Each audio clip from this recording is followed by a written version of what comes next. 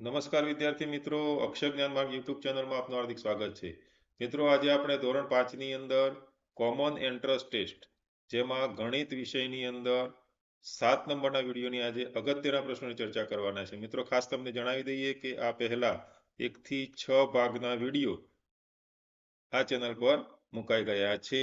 તો ગણિતના તમામ પ્રશ્નો જે 30 પ્રશ્નો પરીક્ષાની અંદર પૂછાય છે મિત્રો, એ માટેની પરીક્ષામાં સંપૂર્ણ સફળતા માટે અત્યારે જ આ ચેનલને સબસ્ક્રાઇબ કરશો મિત્રો, અને આ બધા જ વિડીયો તમે જોઈ લેશો. પછી 7 નંબરનો વિડીયો જોશો તો તમને ગણિતના પ્રશ્નો પરીક્ષામાં સરળતાથી કરી શકશો. અહીંયા આપણે પરીક્ષાનું માળખું તમને ખબર જ છે મિત્રો. તાર્કિક ક્ષમતાના 30 પ્રશ્નો, ગણિતના 30 પ્રશ્નો, પર્યાવરણના 20, ગુજરાતીના 20, હિન્દી અને અંગ્રેજીના 20, એમ કુલ 120 પ્રશ્નોનો પેપર તમારે આપવાનો છે.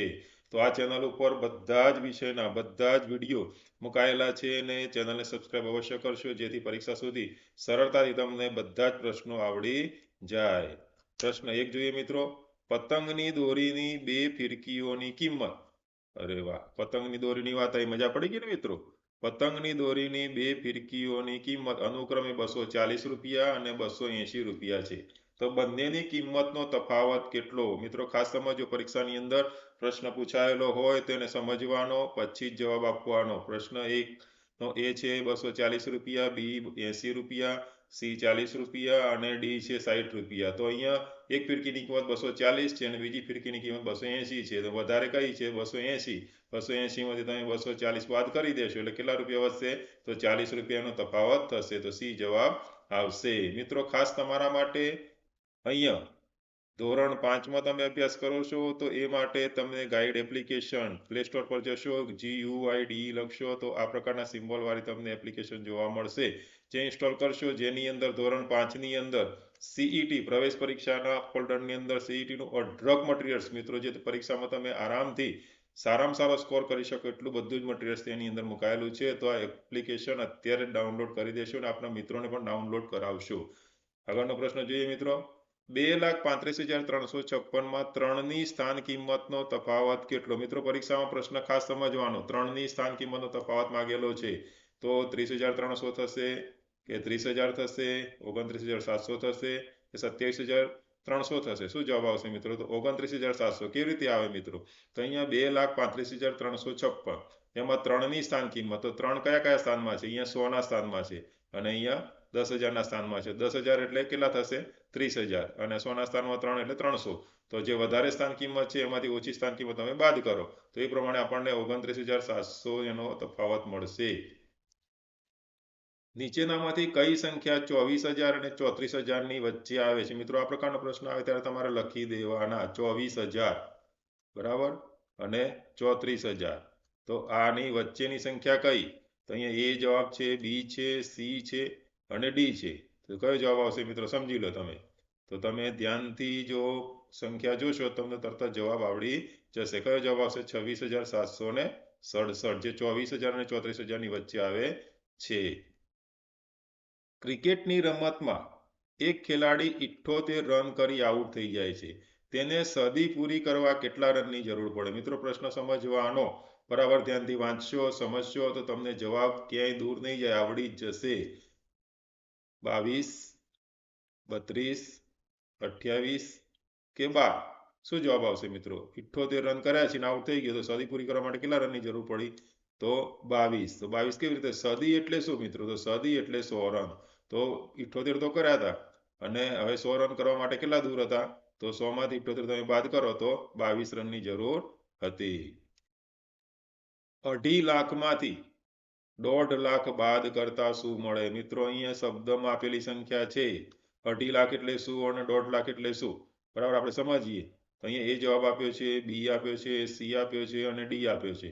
તો શું જવાબ આવશે મિત્રો? તો જવાબ આવે છે 1 લાખ.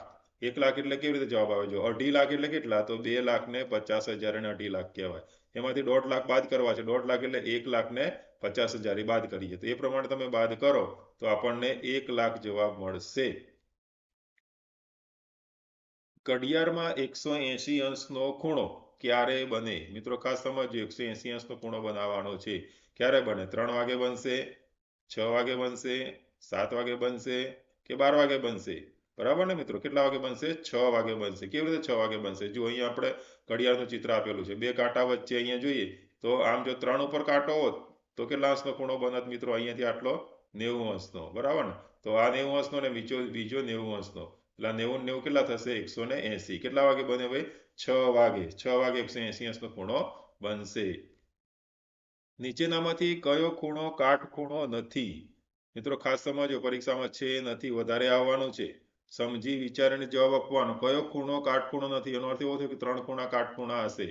તમારા પુસ્તકનો કોઈ એક ખૂણો, ટીવીનો કોઈ એક ખૂણો, મોં ખોલીને પડેલા મગરના બે જડબા વચ્ચેનો ખૂણો. મગર જે મોઢું ખોલીને બે જડબા વચ્ચેનો જે ખૂણો બને એની વાત છે. અને દિવાશ્રીના ખોખાનો કોઈ એક ખૂણો. તો કયો જવાબ આવશે મિત્રો? તો મોં ખોલીને પડેલા મગરના બે જડબા વચ્ચેનો ખૂણો. જો અહીંયા મિત્રો મગર આપણે જોઈ રહ્યા છીએ, તો આ મગરનું જે મોઢું ખોલેલું છે, તો આ મોઢું ખોલેલું છે એટલે આ રીતે એનો ભાગ બને છે. તો આ ખૂણો છે કાટખૂણો નથી બનતો, 90 અંશ કરતા નાનો બને છે. બરાબર? બાકીના બધા કાટખૂણા આ 90 અંશનો બને, આ પણ 90 અંશનો બનશે અને આ પણ 90 અંશનો બનશે. ખાલી આ એક જ ખૂણો એવો છે કે જે 90 અંશ કરતા નાનો બનશે. ઘડિયાળના ડાયલ પર રહેલા બે ક્રમિક અંક વચ્ચે નો ખૂણો કેટલા અંશનો હોય? મિત્રો ઘડિયાળના ડાયલ પર બે ક્રમિક અંક છે એટલે બે આંકડા ક્રમિક અંક વચ્ચેનો કેટલા અંશનો ખૂણો હોય? 60 અંશનો, 90 અંશનો, 45 અંશનો કે 30 અંશનો?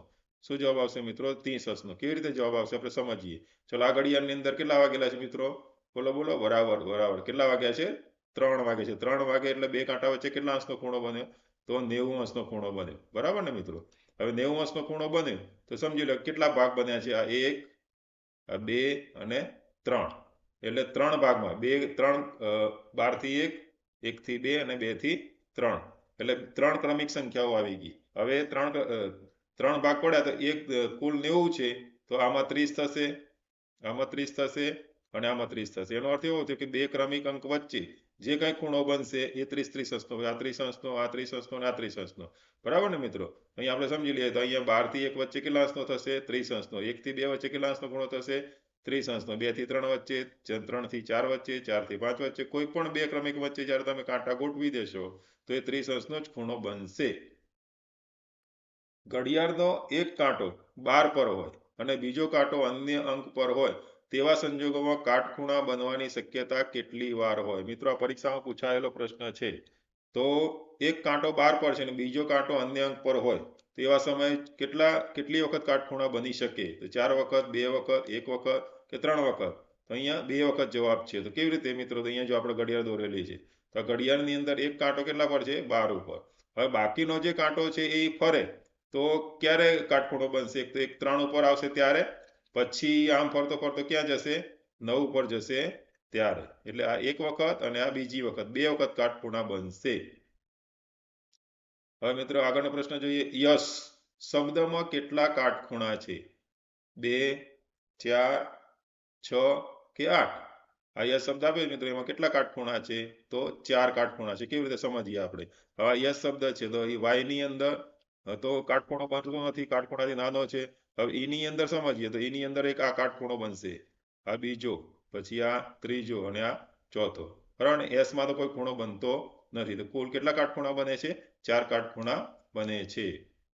મિત્રો કોમન એન્ટ્રન્સ ટેસ્ટ સીઈટી જ્ઞાન સાધના મેરિટ સ્કોલરશીપ પરીક્ષા ધોરણ 8 માટેના બધા જ વિષયના વિડીયો અક્ષર જ્ઞાન માર્ગ ચેનલ પરથી આપણને પ્રાપ્ત થશે. તો અત્યારે આ ચેનલને સબસ્ક્રાઇબ કરશો મિત્રો, બેલ નોટિફિકેશન ઓન કરશો જેથી પરીક્ષા સુધી તમામ વિડીયો આપણને સરળતાથી મળી રહે. અરે વાહ, કોણ આવી ગયું? સારાના સાથે ટાટા બાય બાય કહેવા માટે આવી ગયા છે અને શું કહે છે કે આપણે હવે ક્યાં મળવાના છીએ? તો આવજો મિત્રો, આપણે ગણિત પાઠ 8 નંબરના વિડીયો મળવાના છે. અત્યારે આપણે 7 નંબરના વિડીયોની ચર્ચા કરી અને આપણે 8 નંબરના વિડીયોમાં મળીશું ને મિત્રો? આવજો.